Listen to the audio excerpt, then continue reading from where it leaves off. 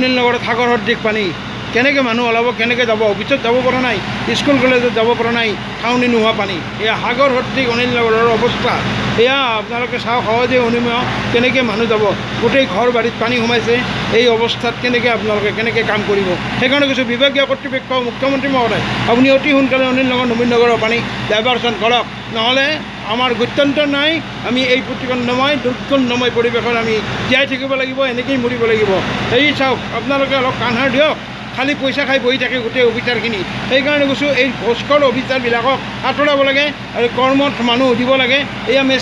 machine কেইটাও চলাব পৰা নাই ভালকৈ এটা মেচিন চলি আছে চাওক এই অৱস্থা আমাৰ অনিল নগৰত